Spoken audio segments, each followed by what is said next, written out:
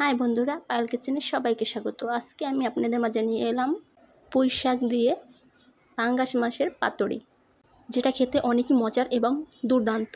আপনারা যারা কখনো পাঙ্গাস মাছ খান না এবং পছন্দ করেন না, তারাও এর প্রেমে পড়ে যাবেন, এতই মজার এই রেসিপি। প্রথমে আমি এখানে 3 পিস পাঙ্গাস মাছ নিয়ে নিচ্ছি। এবারে আমি এর মাঝে দিয়ে দেব লবণ। লবণটাকে দিয়ে আমি একটু মাখিয়ে নেব।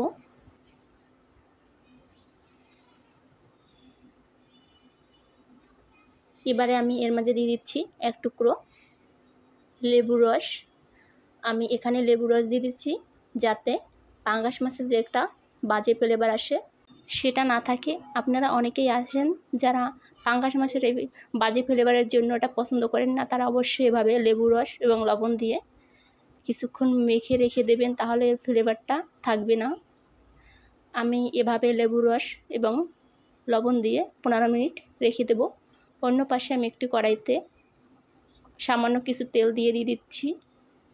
গোটা জিরে দিয়ে দেব, মাঝারি সাইজের একটা পেঁয়াজ কুচি, 3টে রসুনের কোয়া এবং 1 টুকরো আদা ছোট ছোট করে কেটে রেখেছিলাম।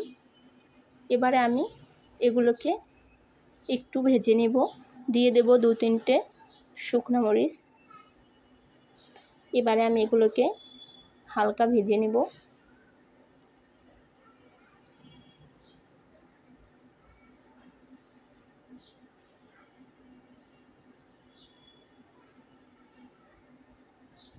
এইগুলো যখন এরকম হালকা ভাজা হয়ে যাবে তখন আমি এগুলোকে তুলে নিব। আমার এগুলো ভাজা কমপ্লিট। এবারে আমি একটি শিলপাটায় এটাকে ভালো করে বেটে নেব। অবশ্যই এটাকে ফিনিশ করে বেটে নিতে হবে।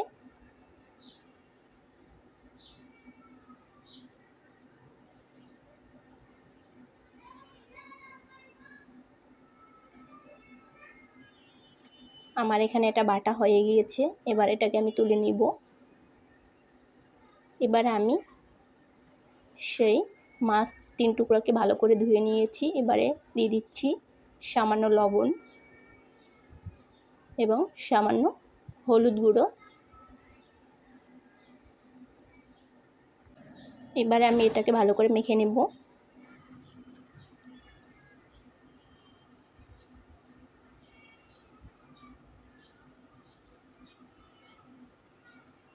এবার আমি সেই ভাজা বেটে রাখা মশলাগুলো ভালো করে এর উপরে লাগিয়ে দেব। এর সারা গায়ে আমি এগুলোকে ভালো করে মেখে নিচ্ছি।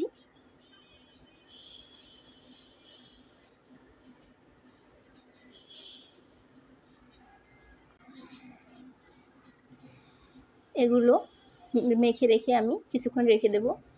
এবারে আমি পুঁই শাকের পাতা নেব। এগুলোকে ভালো করে ধুয়ে রেখে দিয়েছিলাম।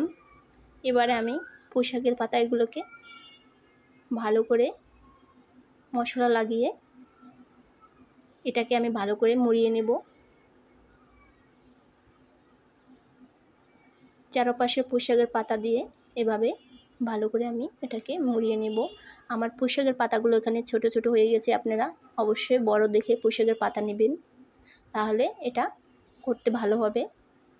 এবারে আমি সুতা দিয়ে এটাকে ভালো করে বেঁধে নেব। এভাবে করে আমি সব কয়টা এভাবে পুঁই শাকের পাতা দিয়ে ভালো করে মুড়িয়ে বেঁধে নেব।